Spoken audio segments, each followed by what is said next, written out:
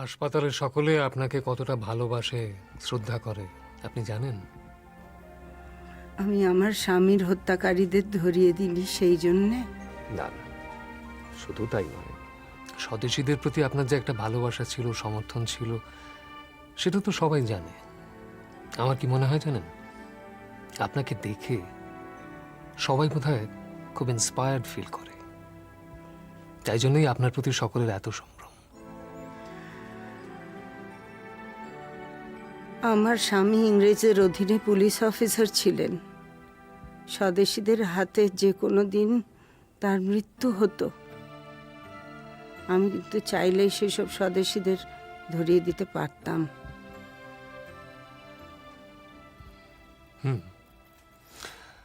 আচ্ছা, একটা কথা জিজ্ঞেস করব? ঠিক সেই মুহূর্তে আপনার কি মনে হয়েছিল? জননী জন্মভূমিশ্চ স্বর্গাদপি গড়িয়সী। ছেলেবেলা থেকে শিখেছি, সেখানে যারা দেশের জন্য নির্ভয় লড়ছে তাদেরকে ধরিয়ে দিই কি করে? এইরকম মানসিকতা কতজনের আছে?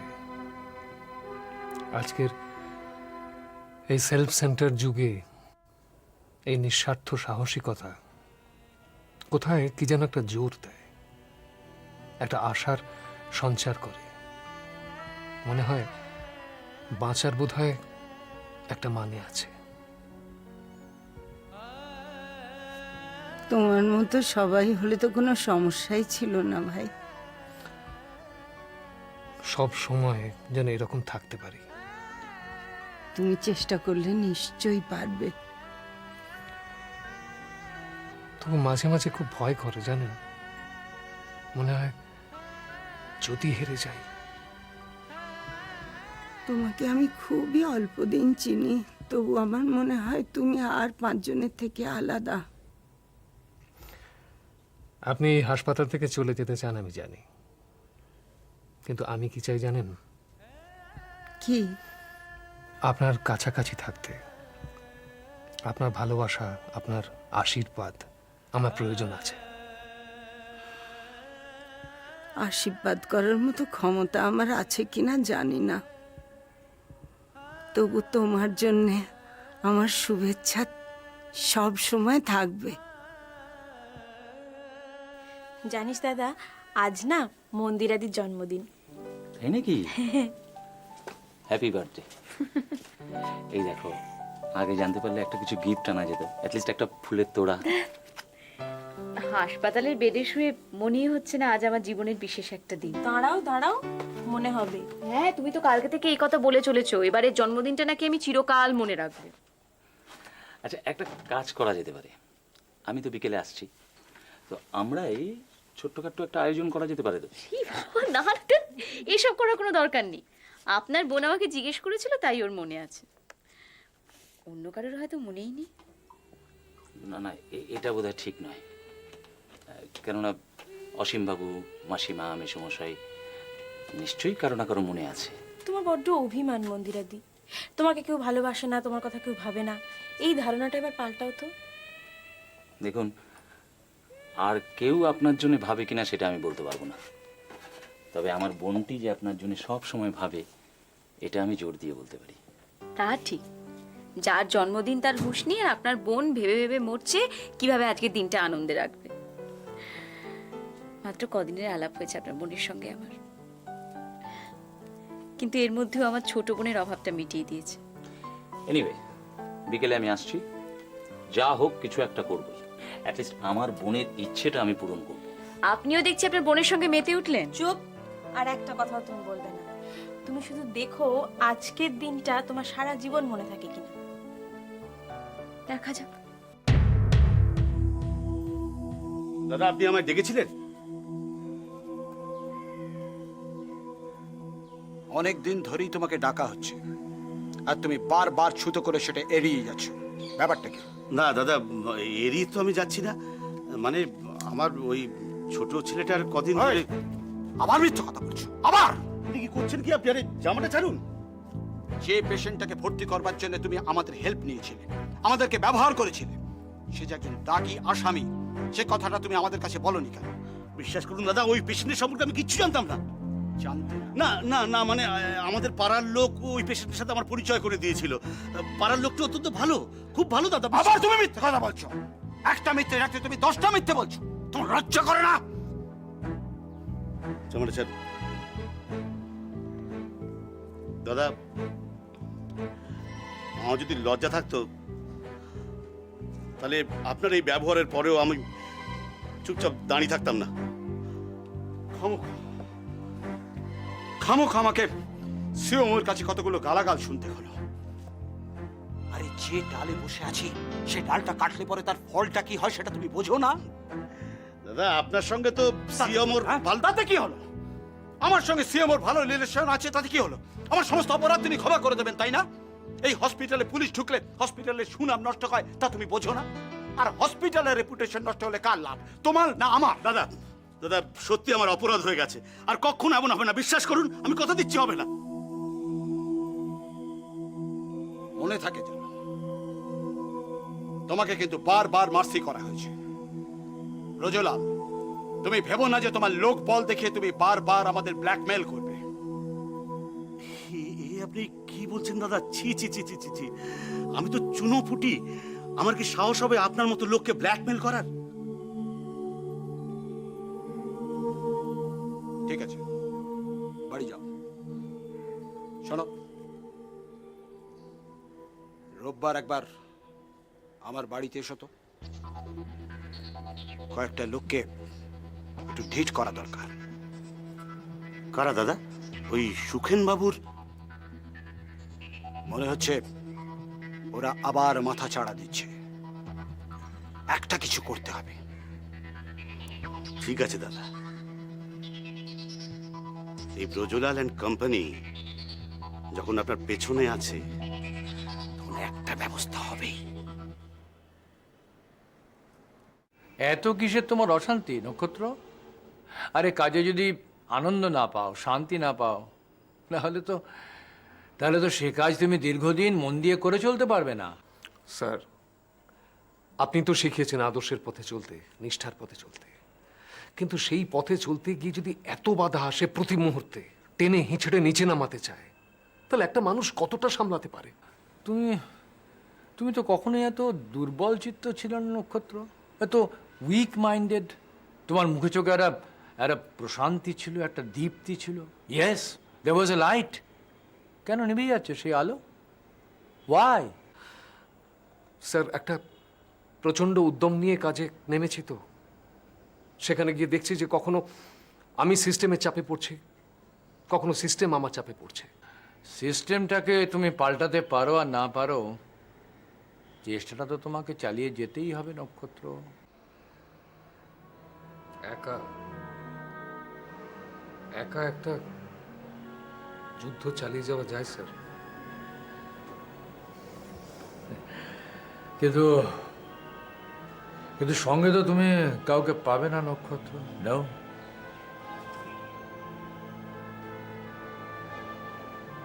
তার মানে আপনি বলতে চাইছেন যে প্রত্যেকটা মানুষই আত্মকেন্দ্রিক, মানুষকে বিশ্বাস করতে পারবো না? না নক্ষত্র, না। আত্মকেন্দ্রিকতায় যারা ভুগছে তারাও তো এক ধরনের সোশ্যাল প্রেশারেরই ভিকটিম, তাই না? দেখো দেখো, লিডার তো একজনই হয়, সেই তো ফলোয়ার তৈরি করে। অনেক লোককে সঙ্গে নিয়ে চলার তার তো একটা ক্ষমতা আছে। তা যদি না পারো, তাহলে জীবন যুদ্ধে তুমি একা সৈনিক, লোন ফাইটার। যদি তোর ডাক শুনে কেউ না আসে, তবে একলা চলো রে।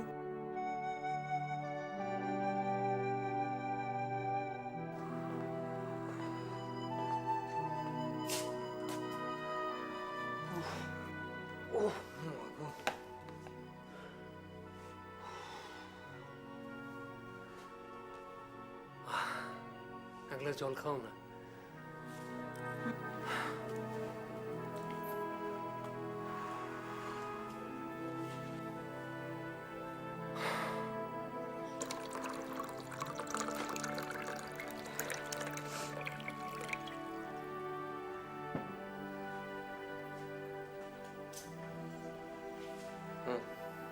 বসো না, বসো না। না, অনেক রাত হয়ে গেছে, ঘুম পাচ্ছে।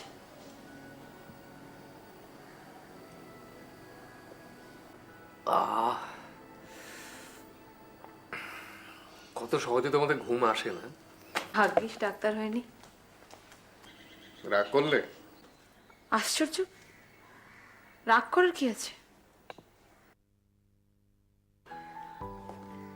আচ্ছা, সারাদিন পর হাসপাতাল থেকে ফিরে তোমার সঙ্গে একটু কথা বলতে চাও, খুব অন্যায়। এখন কথা বললে খাওয়াটা কখন আমি শুনি? ওহো, তোমার এখনো খাওয়া হয়নি না? তুমি তো জানো নক্ষত্র, আজ পর্যন্ত কি হয়েছে যে আমি কখনো তোমার আগে খেয়ে নিয়েছি? না না, আমি তা বলতে চাইনি, আমি তা বলতে চাইনি। ছাড়ো, ছাড়ো। এরপরেও আপনি বলবেন ডক্টর রায়ের এগেনস্টে কোনো স্টেপ না নিতে?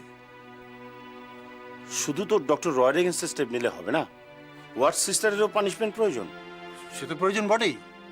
আচ্ছা আচ্ছা, ডক্টর রায়ের ওয়ার্ডেই বারবার এই ঘটনা ঘটছে কেন বলুন তো? কারণটা খুব সিম্পল, উনি হসপিটালের সব নিয়ম মানেন না। ডক্টর রায় হাসপাতালের নিয়ম মেনে চলবে না, তাহলে কি হাসপাতাল ডক্টর রায়ের নিয়ম মেনে চলবে? স্যার, একটা কথা বলি, এই যে ডক্টর রয়ের সঙ্গে আপনার কথায় কথায় ডিফারেন্স অফ ওপিনিয়ন হয়, এটা কিন্তু হসপিটালের পক্ষে ভালো না। তাহলে কি করব? ডক্টর রায় যা করবেন, যা বলবেন, সব কিছু মুখ বুঝে মেনে নেব। এনিওয়ে, আপনি চম্পা আর মন্দিরার হসপিটাল বেড থেকে চলে যাওয়ার ব্যাপারে একটা অফিসিয়াল নোট আমাকে কালকে দেবেন, আর আমি সেই নোটটা মেডিকেল বোর্ডে ফরওয়ার্ড করে পাঠাবো। এখনই সেটা করতে হবে না, ব্রজলালের ব্যাপারে ইনভেস্টিগেশনটা কমপ্লিট হোক, তারপর করবেন। আদারওয়াইজ মেডিকেল বোর্ড ভাবতে পারে যে ডক্টর রয়ের ব্যাপারে আপনার প্রেজুডিস আছে। That's a valid point. দেখুন, আপনি যখন তখন এসে আমাকে ডিস্টার্ব করবেন না। মন্দিরা বাঁচবে তো স্যার? তার জন্য কি আপনার খুব একটা চিন্তা আছে? আপনি কি বলছেন স্যার? মন্দিরা হাসপাতালে ভর্তি হওয়ার পর থেকে ইনফ্যাক্ট আমি রাত্রে ভালো করে ঘুমোতে পারি না। আপনি কি অভিনয় করেন? আপনি আমাকে ভুল বুঝছেন স্যার। আপনি মন্দিরের সঙ্গে অত্যন্ত খারাপ ব্যবহার করেন, সে খবর আমি পেয়েছি। না স্যার, আমি একদিনই ওর সঙ্গে ওর উপরে একটু রাগ করেছিলাম। ওয়ার্ডে যে মেয়েটিকে একদিনের মধ্যে সবাই ভালোবেসে ফেলেছে, সেই মেয়েটির সঙ্গে খারাপ ব্যবহার করতে আপনার কষ্ট হয় না? বিশেষ করে মেয়েটি যখন অসুস্থ। স্যার, আমি ওকে সত্যি ভালোবাসি। আসলে রাগের কারণটা কি জানেন? ও তো দিনরাত সব সময় আমার পাশেই থাকে। ও বাড়িতে ওকে আমি পাশে পাচ্ছি না, তো ওই জন্য স্যার আমার ভীষণ মাঝে মধ্যে। শুনুন, আপনার ব্যক্তিগত জীবনে কোনো কাহিনী শোনার ইচ্ছে আমার নেই। আমি যদি ভবিষ্যতে শুনেছি যে আপনি মন্দিরের সঙ্গে খারাপ ব্যবহার করেছেন, তাহলে অন্য ব্যবস্থা নিতে আমি বাধ্য হব। ঠিক আছে স্যার, ঠিক আছে। আপনি তো হাসপাতালের প্রশাসনের দায়িত্বে আছেন, আর প্রশাসন মানে তো হাসপাতালের আইন শৃঙ্খলা, নিয়ম কানুন এ সমস্ত বজায় রাখা।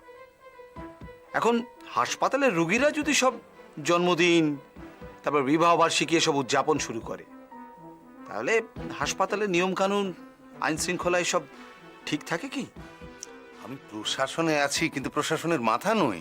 আমার ওপরেও তো একজন আছেন, তিনি যদি ইনস্ট্রাকশন দেন আমি সেটাই কাজ করব। আমি সবার কথা ভেবেই আপনাকে এটা বলছি। আপনি এবার ডক্টর রায়কে বারণ করুন এ সমস্ত কাজ করতে।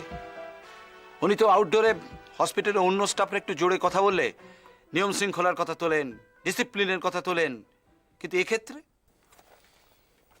জান না, ডক্টর রায় তো হাসপাতালেই রয়েছেন, তাকে গিয়ে বলুন। মাথা খারাপ নাকি? উনি একটা রিটেন কমপ্লেন করে বসবেন, আর তারপর এনকোয়ারি কমিশন বসবে, একটা ধুন্ধুমার কাণ্ড বেঁধে যায়। সত্যি কথাটা হলো ডক্টর রায়কে আপনারা ভয় পান, আর সেটাই স্বাভাবিক, কারণ উনি তো কারোর পরোয়া করেন না।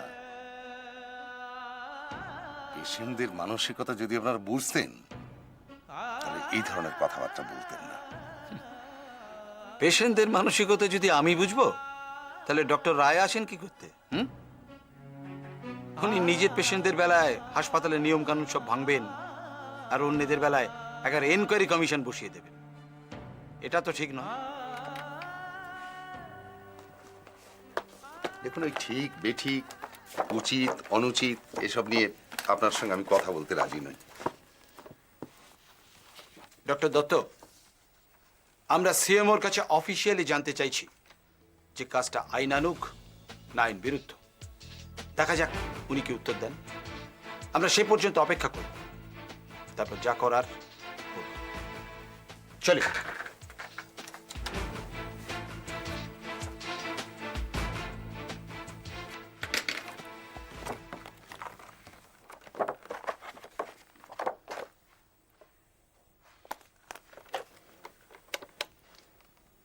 ডক্টর রয়, आपको हिंट देती हूँ, he is also a politician but he is not an Indian politician.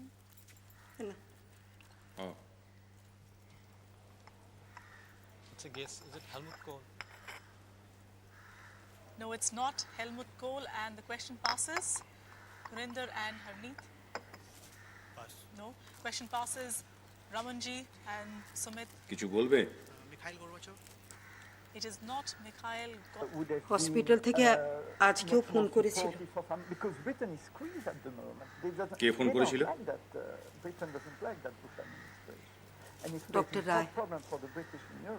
তুমি বলে দাওনি যে আমরা কিচ্ছু করতে পারবো না? ওরা তোমার সঙ্গে একটু কথা বলতে চায়। আমার সঙ্গে কেন? আমার সঙ্গে কেন? মুশকিল, তুমি মন্দিরের বাবা বলে, তা কার সাথে কথা বলবে বলো? দেখো লাবণ্য, আমি তোমাদের পরিষ্কার জানিয়ে দিয়েছি যে ওই মেয়ের সঙ্গে আমার আর কোনো সম্পর্ক নেই। সে নিজের ইচ্ছে বিয়ে করতে চেয়েছে, আমি আপত্তি করিনি। কিন্তু এখন অসুখ করেছে বলে যদি সে ভেবে থাকে যে আমি আবার তাকে বুকের মধ্যে টেনে নেবো, তাহলে কিন্তু সে ভুল করবে। মুশকিল, তুমি ওর কথা তুলছো কেন? ও তো তোমার সঙ্গে দেখা করতে চাইনি। দেখা করতে চাই হাসপাতালের ডাক্তার।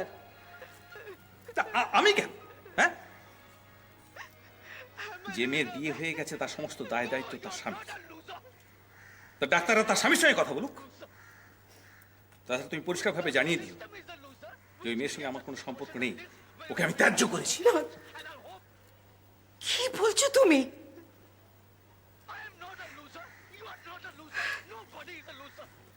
ঠিক আছে, মেয়েকে ত্যায্য করেছো, ঠিক আছে, কিন্তু তুমি একবার ডাক্তারের সঙ্গে দেখা করো। আমার আর মন্দিরের সম্মানটুকু অন্তত তুমি রাখো। সম্মান? যে মেয়েকে আমি ত্যায্য করেছি তার সম্মান রাখার দায়িত্ব কোনো আমার নেই। বেশ, তা আমার সম্মানটুকু রাখবে তো? আমাকে তো তুমি ত্যায্য করো না।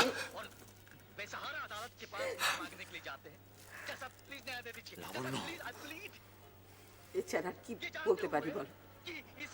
আর কিছু বলার নেই। নিজের মেয়ে, যাকে ছোটবেলা থেকে কোলে পিঠে করে বড় করে তুলেছি, তুমি বাবা হয়ে তার সম্পর্কে যদি এইসব এমন নিষ্ঠুর ব্যবহার করো, তাহলে আমার কিছু বলার নেই। লাবণ্য, তুমি এখন যাও। আমি সারাদিন অফিসে হাড় ভাঙা খাটুনি খেটেছি, এখন আমাকে একটু বিশ্রাম নিতে দাও। তুমি যাও।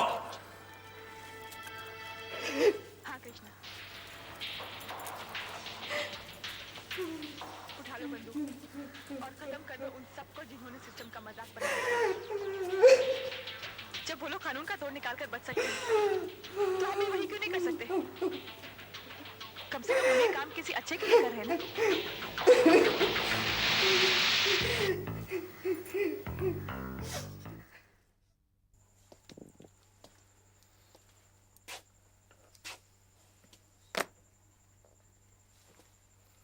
আপনাকে একটা ধন্যবাদ জানাতে এলাম।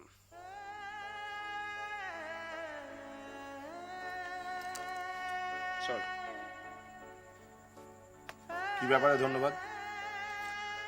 না, আমি ভেবেছিলাম আজকে হয় আপনার কাছ থেকে নয় সিএমওর কাছ থেকে একটা শোকজ নোটিশ আমি পাবো।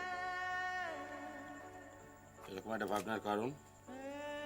আসলে কালকে চম্পা আমার পেশেন্ট, আমার আরেক পেশেন্ট মন্দিরার জন্মদিন পালন করেছিল হাসপাতালে।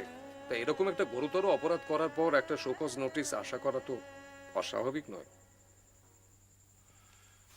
এ ব্যাপারে এত সার্কাস্টিক হওয়ার কিছু নেই ডক্টর রয়। মেডিকেল বোর্ডের কাছে একটা নোট গেছে, তাতে জানতে চাওয়া হয়েছে যে এই ধরনের একটা অ্যাক্টিভিটি হসপিটালে পারমিটেড কিনা। কে জানতে চাইলো, আপনি না সেম? সেটা আপনাকে এখনই বলা যাচ্ছে না। আচ্ছা, অনেক দিন তো হলো হাসপাতালে কাজ করছে, তা আপনার কখনো মনে হয় না যে যে কোনো মানুষ যে কোনো সময় অসুস্থ হতে পারে, অসুস্থ হলে তার চিকিৎসার প্রয়োজন হয়, আর তাই তো সে হাসপাতালে কিংবা নার্সিং হোমে ভর্তি হয়? তা আমাদের কি ডাক্তার হয়ে উচিত এই কাজটা করা যাতে তার মনের আনন্দ সম্পূর্ণ নষ্ট হয়ে যায়?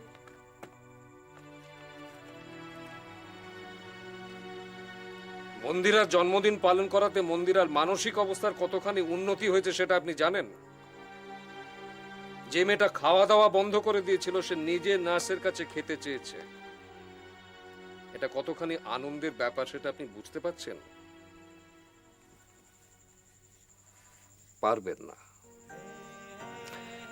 একটু চোখ মেলে বাইরের পৃথিবীটার দিকে একবার দেখুন না, মনটায় আলো পড়বে। জীবনের পথ এটা